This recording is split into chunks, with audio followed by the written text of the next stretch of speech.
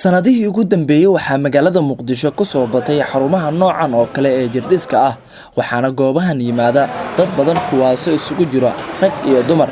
dad waaweyn oo dhigtaan oo odayaal ah dad dhexaad dhigtaan aniga loodkeyga dhigtaan dad ama aniga dad yar wajiraan inkastoo dhalinyarada aadka u yar iyo odayaasha hadda aan umaleesid inay aad iskugu soo dhawaadeen waagi hore dhalinyarada xiisay jireen hadda odayaasha waxa ka weyn la soo gashanooyin siyaabo kala duwan ay dadka qaar u isticmaalaan jirdhiska dadka qaar ayaa doonaya in miisaankooda ay dhimaan halka kuwa kale ay doonayaan inay qurxiyaan muuqaalkooda jirkood iyo kan caafimaad.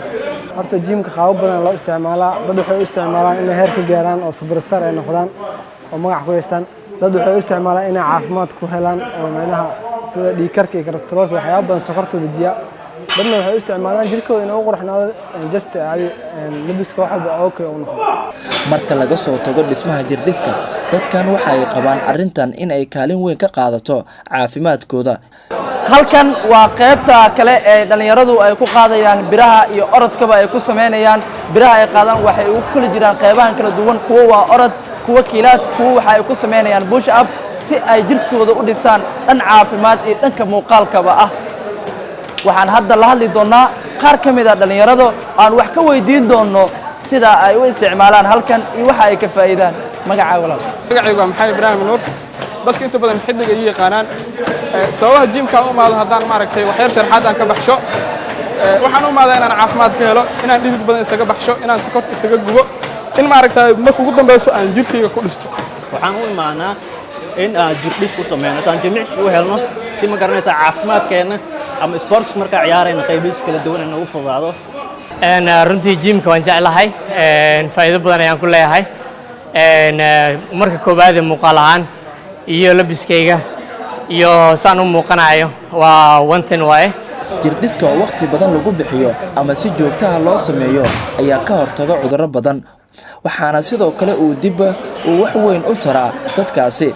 faa'iidooyinkiisa waxaa ka mid ah cudurro badan ayuu jimku u fiican yahay waxaa ka mid ah tusaale ahaan dadka wadna xanuun ka sheegto kale heart disease dadka qaba dhibaatooyinka wadna xanuunka qabo kale waa aad ayuu ugu fiican yahay. waxaa kaloo jira dadka qabo sokorowga kale sokorta mise macaanka kale dadka qabo iyagana waxa waaye aad ayuu ugu fiican yahay. qaybtan waa qaybta dhalinyaradu ay ku jimicsadaan inta aysan gelin biraha ama aysan qaadin jimicsiga kale waxayna sameynayaan sidaad u jeedaanba jimicsiga qaybihiisa kala duwan. dadka ugu badan ee jooga xarumaha jirdhiska ayaa ah dhalinyaro kuwaasoo hadda fahmay muhiimadda jirdhiska uu leeyahay.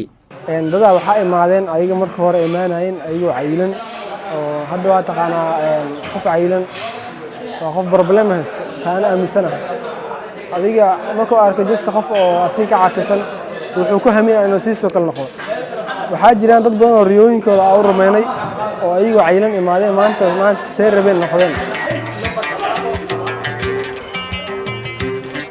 magaalada Muqdisho waxay hadda ay gaartay in ay la tartanto magaalooyinka kale caalamka waxa hadda dhalinyarada Soomaaliyeed ay isticmaalayaan jim ama jirkooda ay ku dhisayaan caafimaad ayadoo kuwa kalena ay halkan ku ciyaarayaan kubad xilli habeen ah waxayna taasi tusaale u tahay tallaabooyinka dawladda Soomaaliya hore u qaaday dhanka amniga iyo xasilinta guud ahaanba magaalada Muqdisho.